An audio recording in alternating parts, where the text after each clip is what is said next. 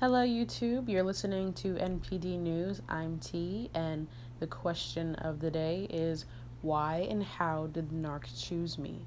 So let's start with how they chose you.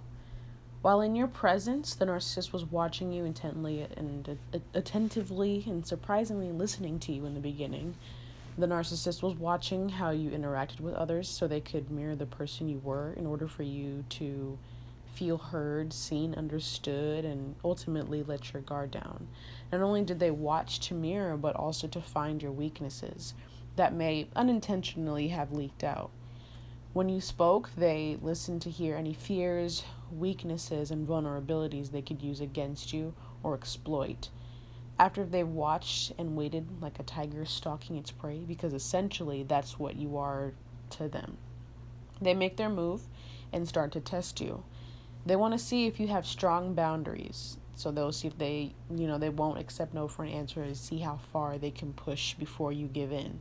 If you fall in for their facade and think they're awesome or whatever, you're more likely to keep forgiving in order to get that person you thought that they were in the beginning. They want to see if you stand up for yourself or if you'll easily forgive their bad behavior and etc. So that's how they choose you. You're being watched and tested to see if you fit their criteria. So now that you've been chosen, here's a couple of reasons why you've been chosen. So one, codependency. Two, you're too empathetic or overly empathetic. You're too optimistic. You could be a fixer, or it could just be familiarity. Now, let's go on ahead and start with the first one. So if you're codependent, you're known to have these characteristics. You tend to take responsibility for someone else's actions, worry or carry burden of others, put your needs last, so other people's needs come first. You don't feel like you're good enough. You're also constantly seeking validation. You have poor boundaries, people pleaser, low self-esteem. You think about what other people are thinking. And so these things here are the reasons why they see if you have those so that they can use them for their own good. So as far as the taking responsibility for someone's actions, that's what a codependent does. The narcissists, they don't like to take responsibility for their actions. So if you're going to take responsibility for somebody's actions, then that's just easy for them. They don't like to so since they don't like to take responsibility, they like to blame other people. So this is just easy for them to have you take responsibility without even having to ask you or even trying to gaslight you to take responsibility for whatever happened. They make you carry their burden so that they don't feel it. So if you worry you carry the burden of others, they will project whatever they're feeling onto you because they don't know how to handle those emotions. And so you being introspective and being able to carry the burdens of others because of your strength, they will most likely put it on you. They need excessive attention and they need to be the center of attention. So if you put your needs last and their needs come first, or other people's needs come first, you're more likely to give them all the attention that they are looking for. Not necessarily, I wouldn't say the attention that they need, because you can't give them what they need, because whatever you give them is not going to make them happy. So you not feeling good enough and seeking validation. During the love bombing stage, they will validate you, and that is how they trap you. They will tell you what you want to hear, basically, and what you've been needing to hear possibly all your life or for a very long time, because maybe you didn't get it from your environment, your primary caregivers. So they'll tell you, who you are, and that love bombing stage is that validation trap. So you since you have poor boundaries, they'll test to see if you have strong or poor boundaries. But if you have strong boundaries, that just means that they can't control you. So you having poor boundaries means that they're able to control you, and so that's why they try to find that, because if they can control you, then they can control how how you see things, or they can manipulate you, gaslight you, whatever it is that that narcissists do. Since you are a people pleaser and you have pretty much a low self-esteem, you do anything to make them happy, and you'll validate them, and you have this need to be needed, and so they do need you more than you need them. They need you to validate them, and so you'll feel that sense of being needed by somebody else. So also, you think about what other people think of you. So you want to be seen as good. And so you'll do all these things for them that make you look good. And so they'll try, and it'll make them feel a sense of importance and a sense of superiority to you when you take their opinion on who you are, which is why they like it when people don't have a sense of identity, so that they can basically feel like they're more superior than you. They're important enough to basically tell you who you are. The next one is the one that's you're too empathic. And some characteristics of somebody that is really, really empathic or overly empathic, you're just a person who has empathy. They're attentive. They tend to be good listeners. They go out of their way to help people. They feel other people's emotions. And so if you're very, very overly empathic, you'll go out of your way to do anything for them, for a narcissist.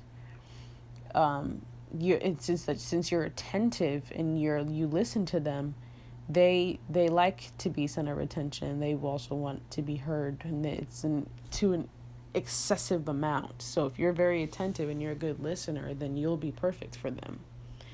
You'll do things for them. You'll take on their emotions, and by the end of the conversation, sometimes when you're around a narcissist, you end up feeling very drained because you basically took in the emotions of the narcissist. Also, if you are a fixer, that was the third one. Some characteristics of somebody that is a fixer. A fixer also puts others first, and they also take responsibility for other people's problems. So narcissists, again, they don't like to take responsibility, and they would rather have somebody else take responsibility. So if you're a fixer, and you'll fix their problems, and they won't have to deal with it. They don't have to look internally within themselves, and you'll put them first, and which is what they want. So being a fixer will also cause you to be a narcissistic magnet. You're too optimistic. So some characteristics of somebody that is too optimistic is somebody that constantly sees the good in people. So if you constantly see the good in people, sometimes you'll discredit the bad. You won't pay attention to the bad. You can take people for face value sometimes, and you're very forgiving. So the narcissist might do 10 things wrong and one thing right to you, and you look at that one thing and go, see, there's good in there somewhere. I know there's good in you somewhere. And you'll keep forgiving them. And when you forgive a narcissist, they think of it as, you're just giving me permission to be able to do this. So when you are too optimistic, you basically don't pay attention to the red flags of the narcissist. You completely push them away. So you're enabling their bad behavior because you possibly see potential in this person. They think you'll possibly tend to think that the one good thing that they did is possibly who they are. So it's always important to make sure that there should never be a 90% bad and a 10% good, and you look at that 10% and view it as 100%. You have to make sure that you pay attention to that 90%. Familiarity.